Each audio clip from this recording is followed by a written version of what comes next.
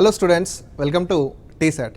So ఈ సెషన్లో calendar part 2కి సంబంధించినటువంటి క్వశ్చన్స్ని వెల్ డీటెయిల్గా డిస్కస్ చేద్దాం.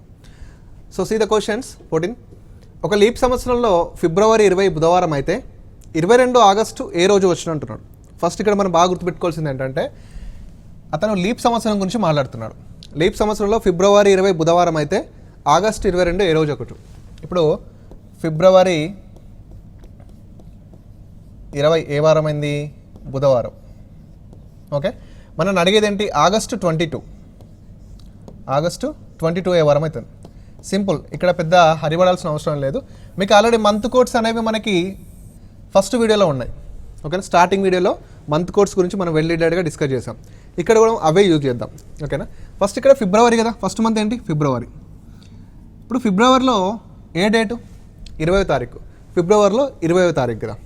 ఇంకా మిగిలిపోయిన రోజులు ఎన్ని ఉంటాయి? లీప్ సంవత్సరం కాబట్టి ఫిబ్రవరిలో టోటల్ డేస్ 29 ఉంటాయి. 20వ తారీఖు అయిపోయింది కదా. 20వ తారీఖు అయిపోయింది కాబట్టి ఇంకా మిగిలిపోయిన రోజులు ఎన్ని? 9. ఇంకా మిగిలిపోయిన రోజులు 9.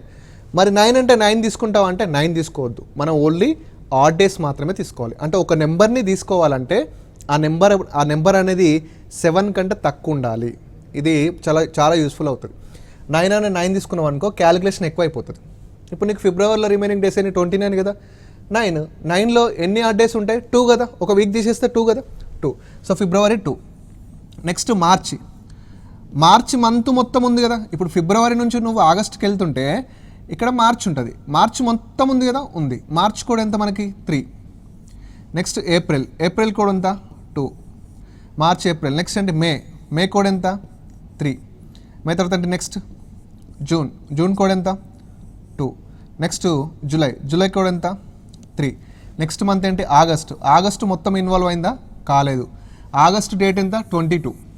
ఆగస్టు డేట్ ఎంత? 22 అంటే 22 అని తీసుకోవద్దు. మళ్ళీ నేనేమంటున్నా, ఒక నెంబర్ని తీసుకోవాలంటే ఆ నెంబర్లో ఉండేటటువంటి ఆడ్ డేస్ని మాత్రమే తీసుకో. 22 ఉంది. 22లో ఎన్ని ఆడ్ డేస్ ఉంటాయి? 22/7 చేస్తే 7 3 21.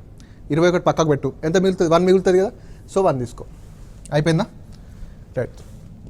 ఇప్పుడు ఇందులో ఏమైనా 7లు కట్ అవుతున్నాయో చూసుకో. 7 కాంబో అంటే ఇప్పుడు చూడండి, 2 + 2 4, 4 + 3 7. క్లియర్. నెక్స్ట్ 3 + 3 6, 6 + 1 7. క్లియర్. ఎంత మిగిలింది? 2. ఎందుకు సార్ ఇంత ఈజీగా కట్ చేసారంటే, ఇప్పుడు ఇవన్నీ క్యాలిక్యులేట్ చేసి ఇక్కడ ఒక ఫిగర్ వస్తుంది. ఇవన్నీ క్యాలిక్యులేట్ చేసినాక ఇక్కడ ఒక ఫిగర్ వస్తుంది. ఆ ఫిగర్లో నువ్వు ఏం చేయాలి? మళ్ళీ విషమ రోజులే కనుక్కోవాలి. విషమ రోజులు కనుక్కోవాలంటే ఏం చేయాలి? ఆడ్ డేస్నే తీసేయాలి. అదేదో ఇక్కడ తీసేస్తే అయిపోతుందిగా. ఇప్పుడు చూడండి, 2 + 3 5, 5 + 2 7, 7 + 3 10, 10 + 2 12, 12 + 3 15, 15 + 1 16, 15 + 1 16. ఇప్పుడు 16లో నెంబర్ ఆఫ్ ఆడ్ డేస్ ఎన్ని ఉంటాయి? 16లో నెంబర్ ఆఫ్ ఆడ్ డేస్ ఎన్ని ఉంటాయి? 2 ఉంటాయి కదా. అంత చేసినా అదే వస్తుంది కదా. అదేదో ఇక్కడే కట్ చేస్తే అయిపోతుంది కదా. ఇప్పుడు ఎంత మిగిలింది? 2 మిగిలింది. సో 2 మిగిలింది కాబట్టి మనకి ఏ వారం అన్నాడు? బుధవారం. బుధవారానికి సెకండ్ డే. బుధవారం తర్వాత ఫస్ట్ డే ఏంటి? గురువారం. నెక్స్ట్ డే ఏంటి? శుక్రవారం. నెక్స్ట్ డే ఏంటి? శుక్రవారం. సో శుక్రవారం ఎక్కడ ఉంది? బి ఆప్షన్లో ఉంది.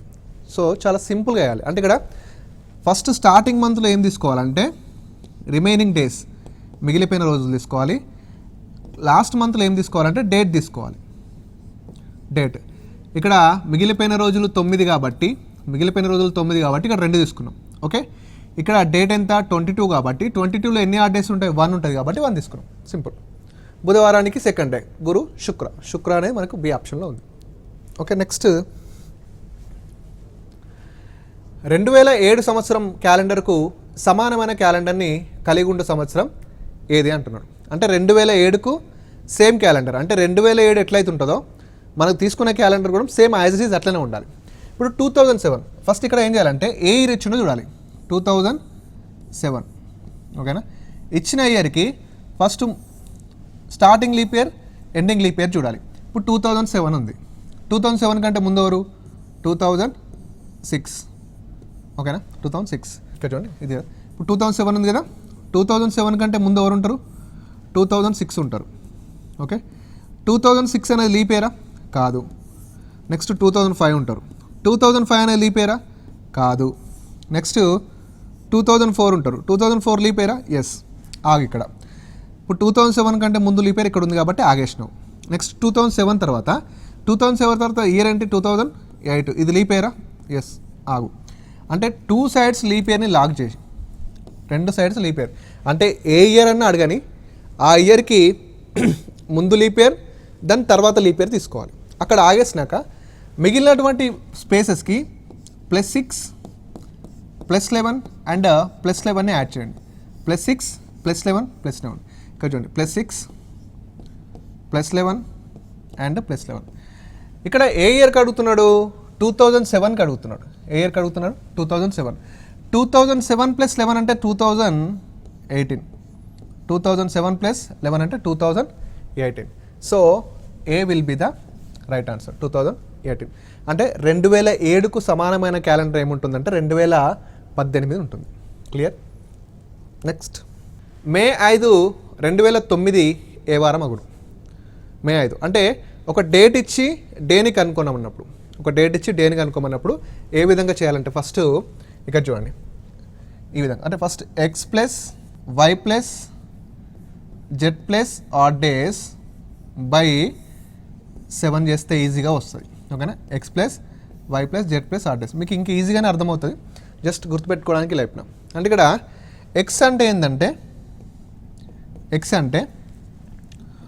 పూర్తయిన సంవత్సరాలు. x అంటే పూర్తయిన సంవత్సరాలు. నెక్స్ట్ y అంటే పూర్తయిన లీప్ సంవత్సరాలు. y అంటే పూర్తయిన లీప్ సంవత్సరాల సంఖ్య. నెక్స్ట్ z అంటే శతాబ్దపు సంవత్సరం కోడ్ అంటే సెంచరీ కోడ్.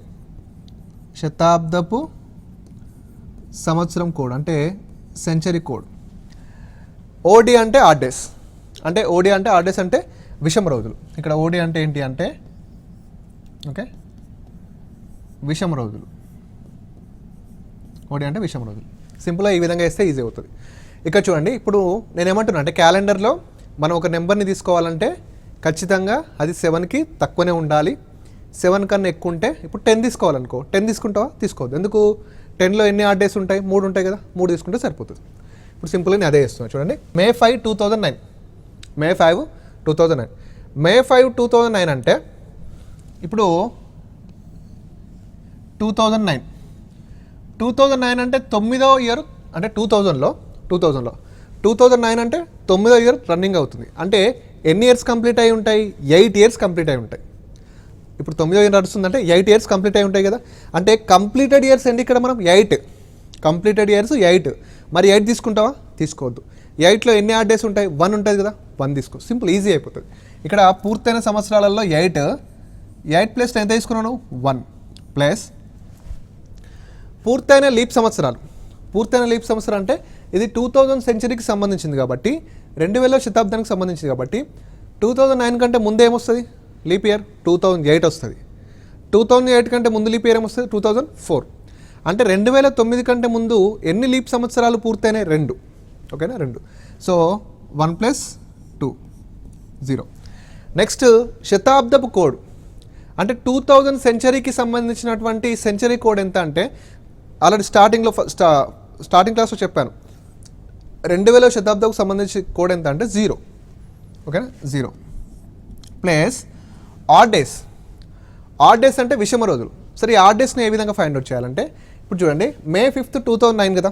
మే 5 2009 అంటే మే 5 2009 అంటే మే వరకు అంటే మే ముందు ఇంకేమైపోయింది? 2009లో జనవరి అయిపోయింది, ఫిబ్రవరి అయిపోయింది, మార్చ్ అయిపోయింది, ఏప్రిల్ అయిపోయింది కదా.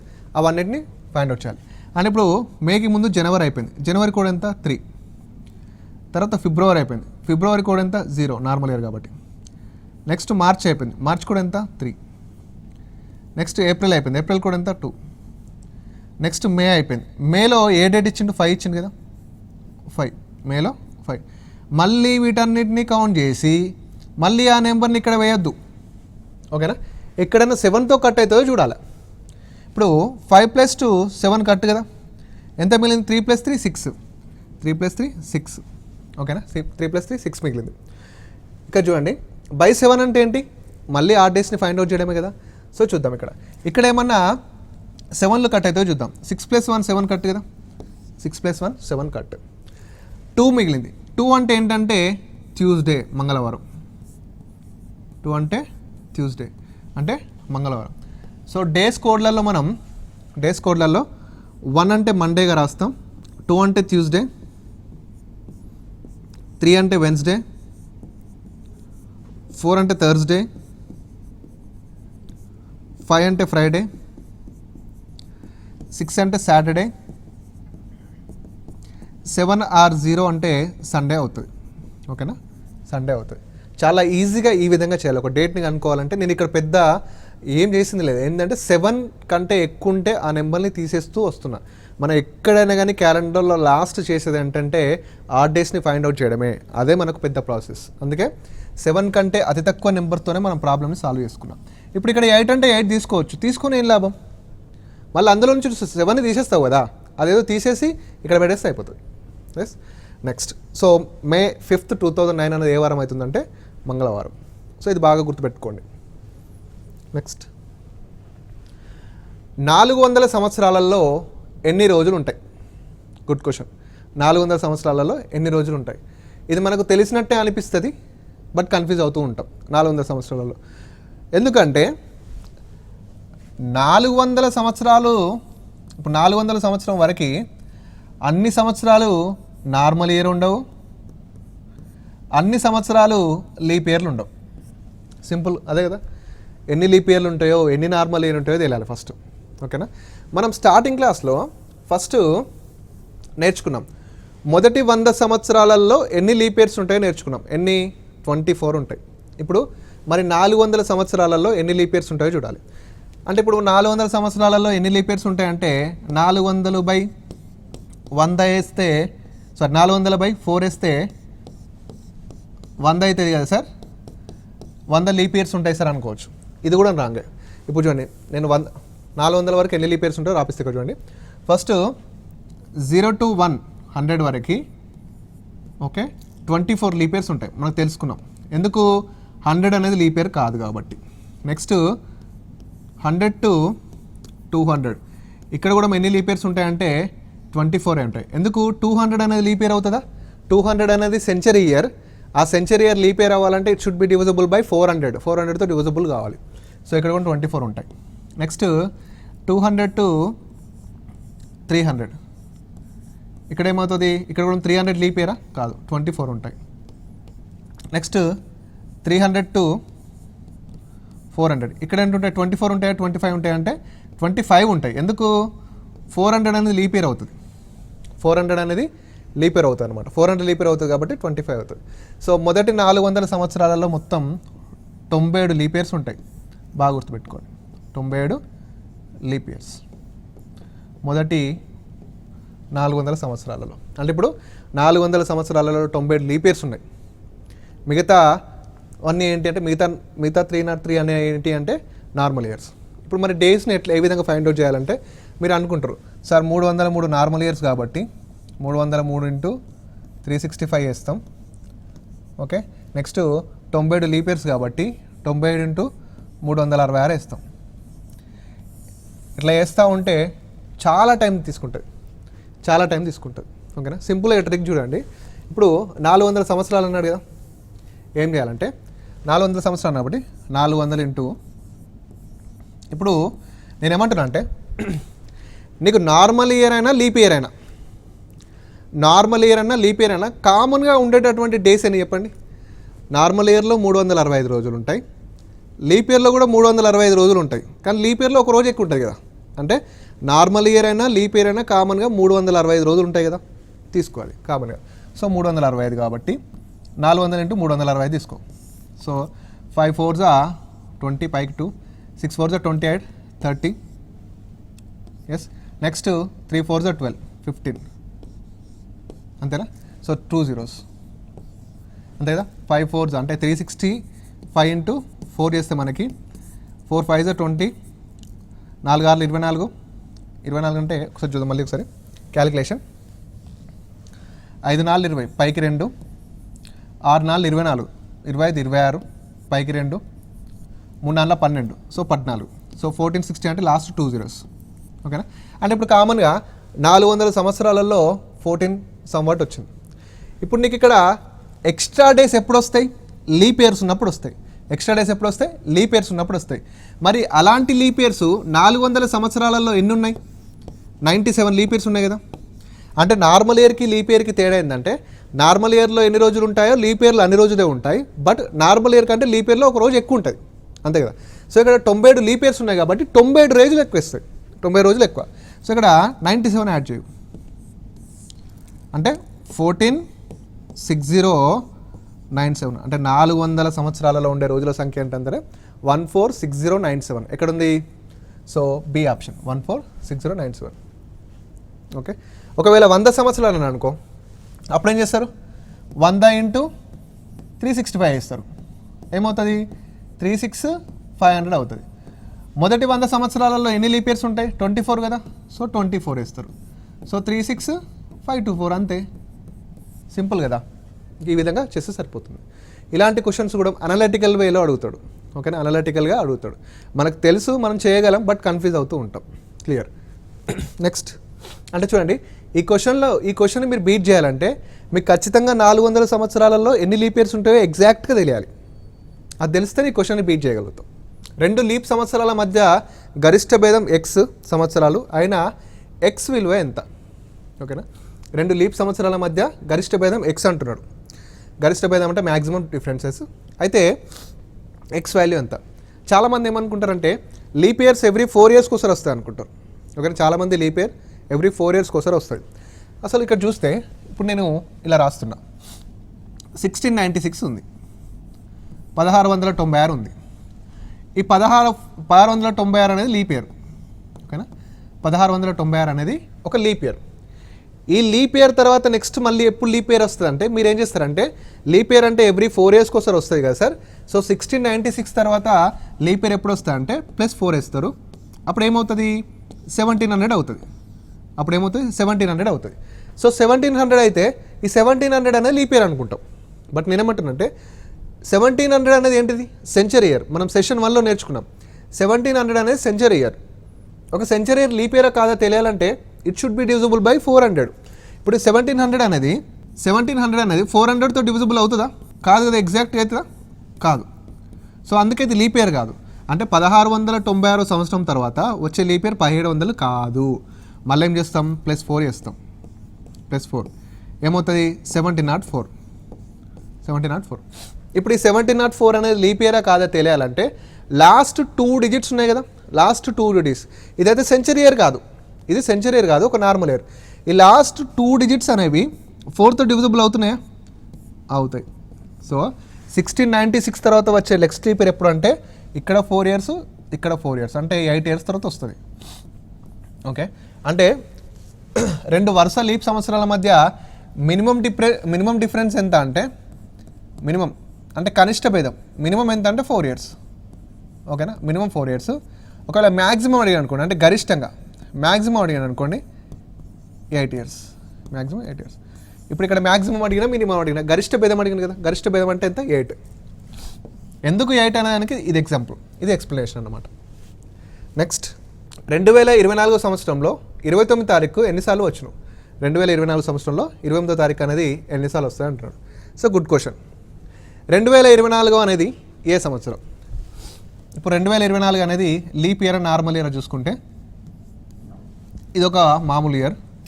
లాస్ట్ 2 digits ఎంత? 24. 24/4 కట్ అవుతుందా? కట్ అవుతుంది. అంటే 2024 అనేది ఏంటిది? లీప్ సంవత్సరం. 2024 అనేది లీప్ సంవత్సరం.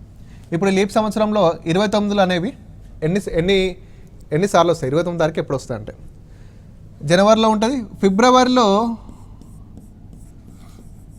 డేట్ ఎంత? 29 కదా. సో ఖచ్చితంగా ఫిబ్రవరిలో కూడా 29వ తారీఖు ఉంటుంది కాబట్టి ఖచ్చితంగా 12 నెలలలో 12 సార్లు వస్తుంది. ఓకేనా, 12 నెలల్లో 12 సార్లు వస్తుంది. అదే ఒక నార్మల్ ఇయర్ అయింది అనుకోండి, ఇప్పుడు ఇది లీప్ సంవత్సరం కాదు, ఒక నార్మల్ ఇయర్ అంటే ఒక సాధారణ సంవత్సరం అనుకోండి. ఒక సాధారణ సంవత్సరం అయితే ఏమవుతాయంటే సాధారణ సంవత్సరంలో ఫిబ్రవరిలో ఎన్ని రోజులు ఉంటాయి?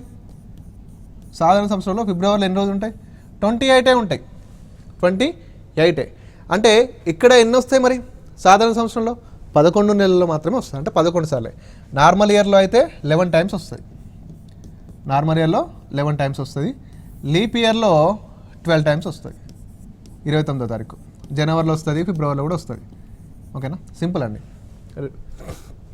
నెక్స్ట్ 2023లో 29వ తారీఖు ఎన్నిసార్లు వస్తుంది? సో ఇందాక మనం డిస్కస్ చేసినాక 2023 అనేది నార్మల్ ఇయరా లీప్ ఇయరా? 2023 అనేది నార్మల్ ఇయర్ లీప్ ఇయర్ అంటే లాస్ట్ 2 డిజిట్స్ అనేవి 4తో డివిజబుల్ అవుతాయా అంటే కావు. సో ఇదేంటి ఒక సాధారణ సంవత్సరం. ఒక సాధారణ సంవత్సరంలో అన్ని నెలలలో 29 తారీఖు వస్తుంది ఎక్సెప్ట్ ఫిబ్రవరి. ఫిబ్రవరి డేట్ అంటే 28 కదా, ఫిబ్రవరి డేట్ 28. ఇందులో 29 రాదనమాట. సో అందుకే 12 నెలలు ఉంటే 11 సార్లు మాత్రమే వస్తుంది. Okay, 11 times. ఓకే, నెక్స్ట్ నిన్న గురువారమైన ఈ రోజు నుండి 73 రోజుల ముందు ఏ రోజు ఉంటుంది? ఓకేనా, ఈ నిన్న గురువారమైన ఈ రోజు నుండి 72 రోజుల ముందు రోజు ఏమిటి? 72 రోజుల ముందంట నిన్న గురువారం అయింది. ఓకే, నిన్న గురువారం అయితే ఏంది, ఈ రోజు ఏంది మరి? సరే, నిన్న గురువారం పక్కన పెట్టు, ఈ రోజు ఏంటిది? నిన్న గురువారం అయితే శుక్రవారం. ఓకే, శుక్రవారం తీసుకో. ఓకేనా, అంటే ఈరోజు మనకేంటి? శుక్రవారం. ఈరోజు శుక్రవారం. ఎన్ని రోజుల తర్వాత అంటున్నాడా, ఎన్ని రోజుల ముందు అంటున్నాడా? ఎన్ని రోజుల ముందు అంటున్నాడు. సో ముందన్న తర్వాత అన్న నో ప్రాబ్లం, ముందన్న తర్వాత అన్న నో ప్రాబ్లం. మనకు కావాల్సింది ఏంటంటే ఆ డేస్ని ఫైండ్ అవుట్ చేయడమే మనకు కావాలి. ఇప్పుడు 73 అంటే 73లో ఎన్ని ఆడ్ డేస్ ఉంటాయో చూద్దాం. సో 7 1 అంటే 10 అంటే 3. ఈ 3ని కలుపుతామా అంటే ముందుకెళ్తామా వెనక్కి వెళ్తామా అనేది చూద్దాం. అంటే 73 రోజుల తర్వాత అంటే ముందుకు వెళ్తాం, ప్లస్ చేస్తాం. 73 రోజుల ముందంటే వెనక్కి వెళ్తాం. ఓకేనా, అంటే శుక్రవారానికి 3వ రోజు వెనకకు. అంటే శుక్రవారం మీద ఏముంటుంది? గురువారం ఉంటుంది. గురువారం మీద ఏముంటుంది? బుధవారం ఉంటుంది. బుధవారం మీద ఏముంటుంది? మంగళవారం ఉంటుంది. సో మంగళవారం ఉందా? సో మంగళవారం ఉంది కాబట్టి స్టార్టింగ్. ఒకవేళ 72 రోజుల తర్వాత అన్నాను అనుకోండి, 72 రోజుల తర్వాత అంటే శుక్రవారానికి ఇట్లా వెళ్తాం. అప్పుడు శనివారం, ఆదివారం, సోమవారం. ఓకేనా, అంటే ఇక్కడ మనకి చూడండి తర్వాత అడుగుతున్నాడా ముందు అడుగుతున్నాడా అనేది very very important. Okay, next జనవరి 1 2016 శుక్రవారం అయినా డిసెంబర్ 31 2016 వారంలో ఏ రోజున వస్తుంది? జనవరి 1 2016 శుక్రవారం అయితే డిసెంబర్ 31 2016 ఏ రోజున వస్తుంది? ఇప్పుడు మీరు దీనికి కోడ్లేసి, ఓకేనా, కోడ్లేసి బట్టి పట్టాల్సిన అవసరం ఏం లేదు. సింపుల్గా ఏంటంటే జనవరి 1 2016 అంటే 2016 అనేది ఏంటి? లీప్ సంవత్సరం. ఓకేనా, లీప్ సంవత్సరం. లీప్ సంవత్సరం. ఓకేనా, లీప్ సంవత్సరంలో జనవరి 1 అంటే ఏంటి? స్టార్టింగ్ డే కదా, అంటే మొదటి రోజు. ఓకేనా, జనవరి 1లో మొదటి రోజు ఏ వారం అయింది? మొదటి రోజు శుక్రవారం అయింది. ఇప్పుడు నేను అడిగేదండి డిసెంబర్ 31 2016. డిసెంబర్ 31 2016 అంటే చివరి రోజు అడుగుతున్నాడు. ఆ ఇయర్లో చివరి రోజు. ఓకే, చివరి రోజు. ఒక లీప్ సంవత్సరం బాగా గుర్తుపెట్టుకోండి. ఒక లీప్ సంవత్సరం ఏ రోజుతో అయితే ప్రారంభమవుతుందో దాని నెక్స్ట్ డేతో ఎండ్ అవుతుంది. ఓకేనా, ఇప్పుడు మన 2024లో ఉన్నాం కదా, 2024లో జనవరి 1 చూడండి. 2024లో జనవరి 1 ఏ రోజు అయితే అవుతుందో దాని తర్వాత రోజే డిసెంబర్ 31 అవుతుంది. ఇక్కడ కూడా సేమ్ అంతే. లీప్ సంవత్సరంలో మొదటి రోజు శుక్రవారం అయింది కదా, చివరి రోజు ఏమవుతుంది అంటే దీని నెక్స్ట్ డే అవుతుంది. అంటే ఏ వారం అవుతుంది? శనివారం అవుతుంది. ఓకేనా, శనివారం. ఎప్పుడు? లీప్ ఇయర్లో. సో ఆన్సర్ వచ్చేసి మనకి శనివారం. ఓకేనా, శనివారం కదా, శుక్రవారం తర్వాత. ఎస్, నేనేమంటున్నా అంటే ఇంకోటి చూడండి, లీప్ ఇయర్లో. ఓకేనా, లీప్ ఇయర్. ఇప్పుడు ఒకవేళ సాధారణ సంవత్సరం అయింది అనుకోండి, సాధారణ సంవత్సరంలో మొదటి రోజు మరియు చివరి రోజు అనేవి ఏంటి అంటే సేమ్ ఉంటాయి. Any normal year. ఓకేనా, ఏ నార్మల్ ఇయర్లో అయినా ఏ డేతో అయితే స్టార్ట్ అవుతుందో అదే రోజుతో ఎండ్ అవుతుంది. ఇప్పుడు 2023 క్యాలెండర్ చూడండి, జనవరి 1 ఏ వారం అయితే అవుతుందో డిసెంబర్ 31 అదే వారం అవుతుంది. అదే లీప్ ఇయర్ అయింది అనుకోండి, లీప్ సంవత్సరం అయిందనుకోండి, సో స్టార్టింగ్ డే ఏదైతే ఉంటుందో స్టార్టింగ్ డే తర్వాత దాని నెక్స్ట్ డే అనేది ఎండింగ్ డే అవుతుంది. స్టార్టింగ్ డే తర్వాత దాని నెక్స్ట్ డే అనేది ఎండింగ్ డే అవుతుంది. ఓకేనా, సేమ్ లైక్ దట్, ఇంత ముందులా క్వశ్చన్ లాగా. ఇప్పుడు చూసుకుంటే